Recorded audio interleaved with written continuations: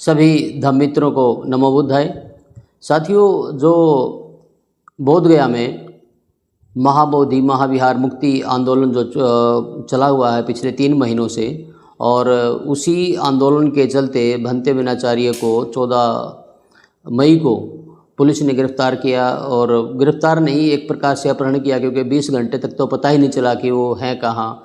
हम थानों के चक्कर लगाते रहे, पुलिस के चक्कर लगाते रहे, पर किसी ने ठीक ठाक से उसका जवाब नहीं दिया। और पुलिस कहती रही कि हमें नहीं पता। और बाद में, बहुत बाद में एसपी से फ़ोन किया हमने, तो एसपी ने बताया कि उनको भी 10 बजे के बाद कोर्ट में पेश कर देंगे उनको। तो अब उनके बारे में बहुत सारी भ्रांतियां फैल रही हैं। कोई वीडियो बना रहा है कि उनकी रिहाई हो गई है, वो जेल से बाहर आ गए हैं, कोई कुछ कहता है। और उसके साथ साथ दूसरे लोग जो हैं, आंदोलन टूट चुका है और धरना पे बहुत कम लोग बचे हैं। धरना भी वहाँ से विस्थापित कर दिया गया है, वहाँ से सारा टेंट भी उखाड़ दिया गया है।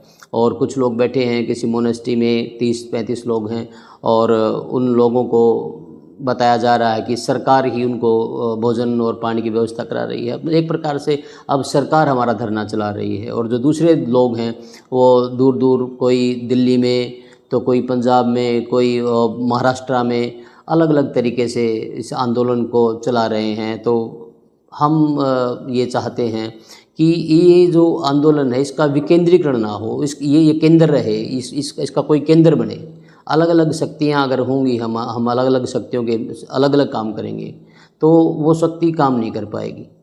तो मुख्य रूप से आज हम आपसे रूबरू इसलिए हुए कि हमें ये बताना है कि भंते विनाचार्य के साथ क्या हुआ और वो कहाँ हैं और वो वहाँ तक कैसे पहुँचे। तो ये 10 तारीख को 4 मार्च को उन पर पहली एफआईआर दर्ज हुई। और ये करी वहाँ के सीईओ ने, महेश कुमार ने, उन पे पहली प्राथमिकता दर्ज करवाई। और इसका तो भंते जी को पता चल गया था और वो इस पे थाने में पेश हुए, लेकिन वो इसको इतना गंभीर नहीं मान रहे थे कि ये आगे चलकर बड़ा मुकदमा बन जाएगा।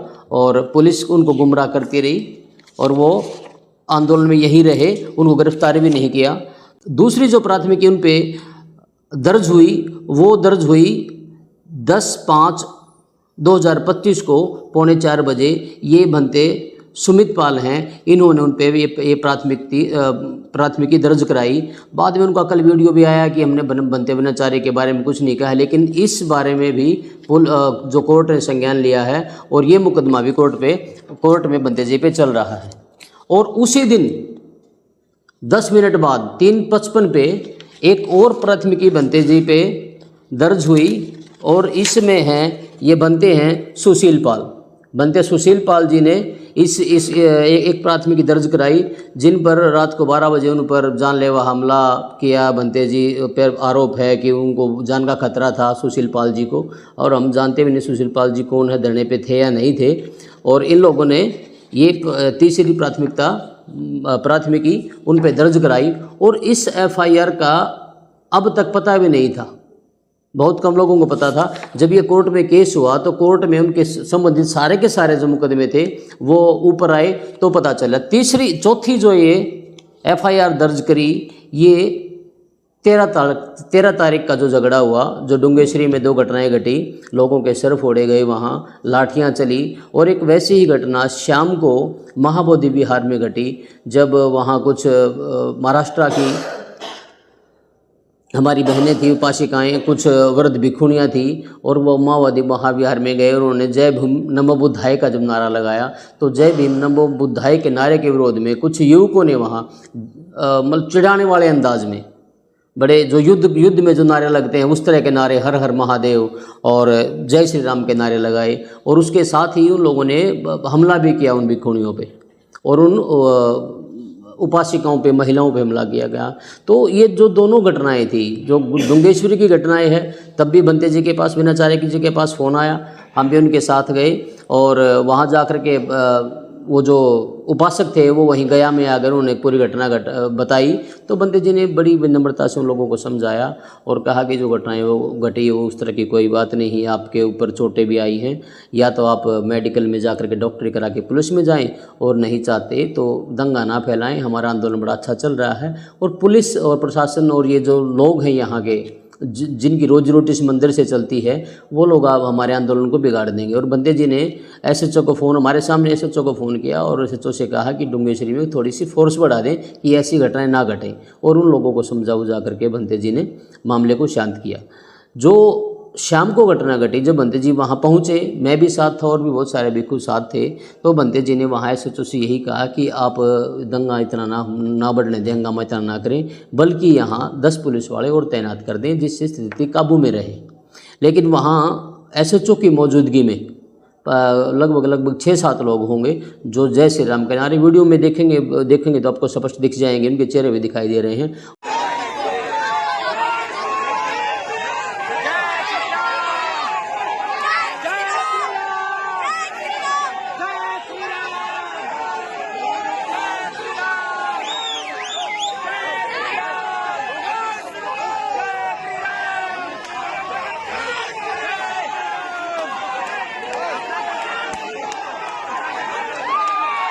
उन लोगों ने जय श्री राम हर हर महादेव के नारे लगाते हुए बूढ़ी भिखुनी को के ऊपर वार किया, उसके यहाँ मुक्का मारा बूढ़ी भिखुनी को। बर्दाश्त नहीं करेगा बिल्कुल भी।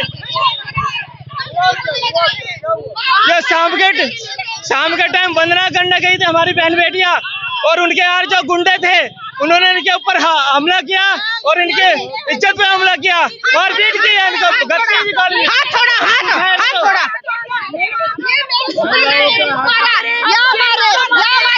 सफेद टी शर्ट पहन के थे, दारू पी के थे।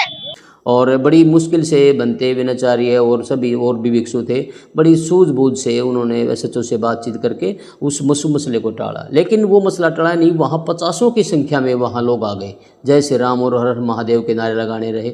देखो, जय श्री राम का नारा लगाना गलत नहीं है, क्योंकि बहुत सारे लोग हैं जो जय श्री राम को मानते हैं, उनका अपना धर्म है। इस देश में सभी धर्मों को का मान सम्मान है, सभी अपना विकास कर सकते हैं, हर हर महादेव का नारा भी लगा सकते हैं। लेकिन आप उस नारे का इस्तेमाल इस तरीके से करें कि आप किसी पे हमला कर रहे हैं तब वो नारा बोल रहे हैं। आप उस नारे को जब बोल रहे हैं तो आपके अंदर राम के प्रति कोई श्रद्धा नहीं है, आप कोई धार्मिक भाव से उनका नाम नहीं ले रहे, बल्कि आप वहाँ दंगा कराने के तरीके से, झगड़ा कराने के तरीके से और महिलाओं पर वार करने के लिए उस नारे का प्रयोग कर रहे हैं। तो फिर भी बंते जी बड़ी सूझबूझ से उनको वहाँ से निकाल के धरना स्थल पर ले आए। जब हम धरना स्थल पर पहुँचे तो वहाँ पीछे 6-7 गाड़ियों में पुलिस आई, सीओ और एसएचओ भी वहाँ आए, और उन्होंने चारों तरफ से जो पांडाल जो लगी थी, जो धरना स्थल था, उसको घेर लिया। और बंते जी विनाचारी भी वहीं थे और आकाश सलामा को बुलाया गया। आकाश सलामा जी ने पता नहीं क्या बात की, मैं पीछे गया तो मुझे कहा गया कि गुरुजी आप जाइए, और हम ठीक से सुन नहीं पाए। लेकिन एक बात सुनी, उन्होंने कहा कि ये सब क्या चल रहा है और विनाचार्य को यहाँ से निकालिए। उसके बाद में हम दूर थे और विनाचार्य जी के पास वो पहुँच गए। आकाश सलामा पता नहीं क्या बात हुई, और बात करते करते पुलिस वहीं तैनात रही और सब लोग धरना स्थल के अंदर चले गए। और बंते जी पीछे जो शौचालय लगे थे वो बंते जी उस तरफ चले गए, बंते विनाचार्य, और हम सब सोच रहे थे कि बंते विनाचार्य सोच के लिए गए हैं, तो उस तरफ किसी का ध्यान नहीं गया और बंते विनाचार्य फिर वापस आए नहीं। 2 घंटे बाद सूचना मिली कि बंते विनाचार्य का अपहरण हो गया और हम अफरा तफरी मच गई। तो किसी ने बताया अपहरण नहीं हुआ, बंते विनाचार्य को पुलिस लेके गई। तो हम थाना पहुँचे और हम लगाता उन्होंने कहा यहाँ तो बंते विनाचार्य आए नहीं, बंते विनाचार्य यहाँ है ही नहीं, बंते विनाचार्य का हमें पता ही नहीं। एसएचओ ने हमारा फ़ोन रिसीव नहीं किया, हम किससे पूछते। हम बार बार जाते रहे। लगभग 3 बजे एसएचओ में बताते हैं कि बंते विनाचार्य जी हमारे पास हैं और हम उनको पूछताछ के लिए कहीं लेके गए हैं। हम जब सुबह पहुँचे कि हमने सोचा थाने में होंगे बंते जी, हम सुबह पहुँचे तो वहाँ पता चला कि यहाँ तो बंते जी आए नहीं, पुलिस वो उनको लेके आई नहीं। एसएचओ ने पता नहीं आपसे कैसे कह दिया, एसएचओ ने फिर हमारा फ़ोन रिसीव नहीं किया। लगभग दोपहर को 10 बजे के बाद शायद हमने फ़ोन किया, ये 10 और 11 के बीच में समय रहा होगा, एसएसपी को। तो एसएसपी ने कहा फ़ोन पे कि हमें इस मामले का संज्ञान नहीं, पता ही नहीं कौन विनाचार्य किसने गिरफ्तार किया, मैं पता करके आपको बताता हूँ। तो हमने 10 मिनट तक उनका वेट किया और उसके बाद में एसपी को फ़ोन किया। जब एसपी को हमने फ़ोन किया तो एसपी ने बताया कि बनते विनाचार्य तो गया में है और 10 मिनट में उनको हम कोर्ट में पेश कर देंगे। उन पे ऐसे प्राथमिकी दर्ज हुई है, FIR दर्ज हुई है और उनको वहाँ पेश करेंगे। तो हम आनंद फान में वहाँ पहुँचे तो हम थोड़ा सा मिल पाए बनते विनाचार्य से, क्योंकि पुलिस इतनी सख्त थी, उन्होंने उसके पास जाने नहीं दिया, बातचीत अच्छी तरीके से करने नहीं दी और उनको जितनी जल्दी पेश करके वहाँ से ले गए कि हम अपना वकील भी खड़ा ना कर पाए वहाँ। और उसके बाद में फिर पता चला कि बनते जी को वो थाने ले आए। अब हम थाने आए तो बोले जी हमने उनको जेल भेज दिया। अब जेल में पता किससे करें? तो अगले दिन हमें पता चला कि बनते जी तो जेल में चले गए और फिर हमने कोशिश करी कि उनकी बेल के लिए कागजात लगाए जाएँ, डॉक्यूमेंट तैयार किए जाएं, लेकिन बेल के लिए अप्लाई करते तब तक शुक्रवार हो गया था, अगला दिन शनिवार और फिर एतवार। तो बड़ी मुश्किल से हम शनिवार को उनकी रिहाई के लिए अब एक एप्लीकेशन लगाई जिसकी मंजूरी भी दे दी गई। फिर संडे के बाद में मंडे यानी कि आज उनकी पेशी होनी थी, लेकिन जो जज ने कहा कि जब तक इनकी चार्जशीट, यहाँ डायरी कहते हैं बिहार में, कि जब तक चार्जशीट पुलिस पेश नहीं कर देती तब तक कार्रवाई कुछ नहीं होगी। और उन्होंने एक चिट्ठी भी लिखी, एक ऑर्डर भी लिखा कि पुलिस इस डायरी को विद इन अ वीक उसको पेश करे कोर्ट में। और उसके बाद हमें पता चला कि जज साहिब 12 बजे कोर्ट बंद हो जाती है तो वो चले गई और उस पे ऑर्डर पे वो साइन ना कर पाई। तो साइन सुबह होंगे, मंगलवार को सुबह में उस पे साइन होंगे और फिर वो पुलिस के यहाँ थाना में या SP के पास जहाँ भी प्रोसीड होती है उसको वहाँ फॉरवर्ड किया जाएगा और उसके बाद में पुलिस उस पर एक्शन लेगी। और जो अगली डेट थी वो डेट भी हमें अब तक नहीं पता चली कि हमारी डेट अगली कौन सी है, वो भी हमें कल ही पता चलेगा अगली डेट कौन सी है कौन सी नहीं है। तो बिहार का जो कानून और प्रशासन है वो समझ से परे है और यहाँ बनते जी के साथ बड़ी जातियाँ हो रही हैं। उन्होंने ऐसा किया ही नहीं। एक अपना बिहार मांगने वाले एक संत पे, एक धर्मगुरु पे 4 FIR दर्ज हो जाती हैं जिनका कोई आधार नहीं, और अब वो जेल में हैं और ये भी नहीं पता कि कब तक उनको बाहर किया जाएगा, छोड़ा जाएगा नहीं छोड़ा जाएगा। क्योंकि एक हमें अब जो बनते जी की तरफ से पैरवी यहाँ कर रहे हैं, हमें सपोर्ट की आवश्यकता है।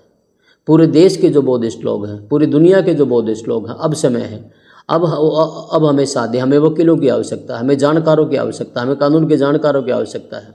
आप हमसे संपर्क करें, हमारा साथ दें और जहाँ भी हैं, जिस राज्य में हैं, जिस शहर में हैं, आप वहाँ ज्ञापन दें और कम से कम पहले बनते विनाचार्य को बाहर कराएं। देखिए, जब तक बनते विनाचार्य बोध गया में थे तब तक आंदोलन चल रहा था, तब तक आंदोलन बड़ी रफ्तार में था। अब पुलिस को जो सबसे बड़ा रोड़ा था पुलिस के और आंदोलन के बीच में, वो था बनते विनाचार्य। जैसे ही बनते विनाचार्य भीतर गए 2 दिन में धरना समाप्त हो गया, धरने का स्थान बदल गया। अब लोग कह रहे हैं धरना वहाँ करेंगे, यहाँ करेंगे, स्थान बदलेंगे, दिल्ली जाएंगे, यहाँ जाएंगे, वहाँ जाएंगे। अरे झगड़ा इस महाबोधि महाविहार का है। अगर हम तमिलनाडु में जाके आंदोलन करेंगे तो यहाँ क्या फ़र्क पड़ेगा? हम लंदन में जाके करेंगे, क्या फ़र्क पड़ेगा? तो धीरे धीरे जो लोकल प्रशासन और पुलिस है वो अपनी चाल में कामयाब हो गई। अब कांटे से कांटा निकाला गया। किसी भिक्षु ने ही प्राथमिकी दर्ज कराई और किसी भिक्षु को ही जेल हो गई, वो जेल में चले गए और आंदोलन बिखर गया, आंदोलन टूट गया। अब दौर चल पड़ा आरोप प्रत्यारोपों का। कोई कह रहा है वो इतने पैसे खा गया, कोई कह रहा है वो भाग गया, कोई कह रहा है BTMC के लिए वो बिक गया। इन सब चीज़ों को छोड़ करके आप सब धर्मानुयायी, सारे उपासक, सारे के सारे भिक्षु एकजुट हो करके एक बार बनते विनाचार्य के लिए प्रयास करें। क्योंकि ये जो आंदोलन है, जो बुद्ध का आंदोलन है, ये मात्र बिहार का आंदोलन नहीं, ये मात्र भारत का आंदोलन नहीं, वरन ये पूरे विश्व का आंदोलन है। और ये जो ये महाबोधि महाविहार, ये धरोहर है, ये धरोहर भी केवल दलितों की, केवल बौद्धों की या केवल अम्बेडकर को मानने वालों की धरोहर नहीं है, ये पूरे विश्व की धरोहर है। ये पूरे आज इसको विश्व धरोहर का दर्जा मिला है। और ये इस महान देश की, इस महान भारत की महान विरासत है। इसको बचाने के लिए सभी एकत्रित हों, सभी एकमत हों, शक्ति का एक केंद्र बनाएं, बनते विनाचार्य जी के लिए प्रयास करें। बनते विनाचार्य को वहाँ से कैसे निकाला जाए इसके लिए प्रयास करें।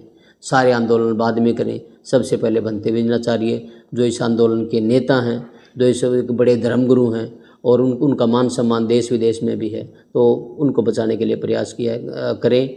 और अभी तक वो जेल में ही हैं, अभी तक वो जेल से बाहर भी नहीं आए हैं, उनकी कोई बेल मंजूर नहीं हुई, बेल पे बहस भी नहीं हुई है। तो अंततः पुनः आपसे यही गुजारिश है कि आप सभी बौद्ध बंधु, सभी धम्म बंधु एकत्रित होकर और एक केंद्र बना करके जोर लगा करके फिर से शुरू करें। जय भीम, नमो बुद्धाय।